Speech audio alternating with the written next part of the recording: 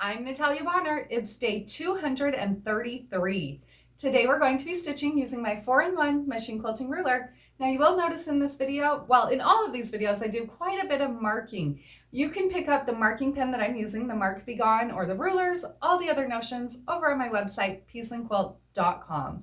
But in the meantime, let's get started.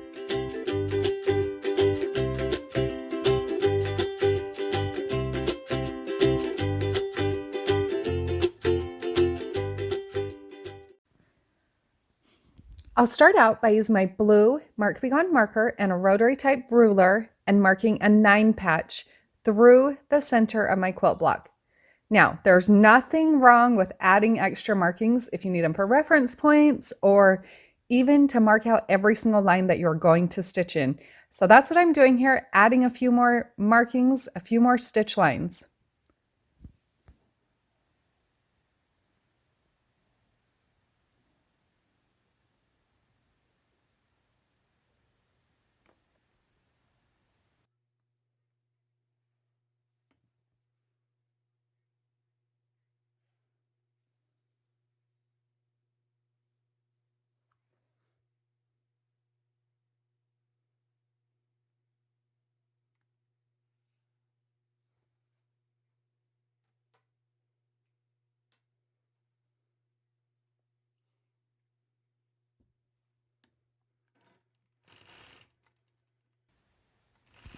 After I have all my markings done, I'll start stitching on the left side of my block at that top marked point.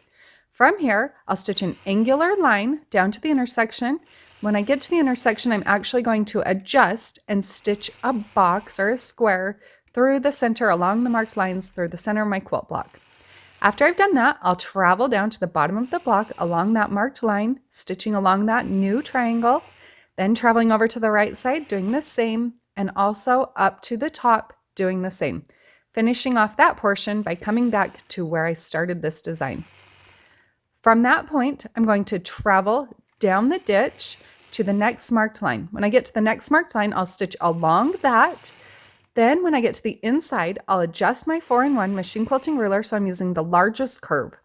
I'll stitch a curved line out to the outside and then back to that center point.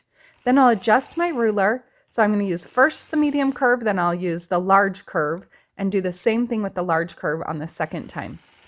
After I've done that, then I'll travel along the ditch over to the bottom right-hand side corner where I'm actually going to stitch the exact same pattern in that corner. So the medium curve out to the outside, then back to the inside, then adjust to the large curve, out to the outside, back to the inside. Stitch along my previous stitch line to get back to the outside ditch on the block, travel along the ditch, then turn, go along my marked line, and repeat it once again up in that upper right-hand corner.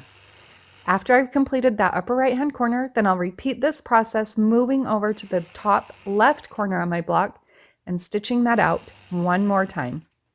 Once I've completed this design, I'll mist away those marked lines.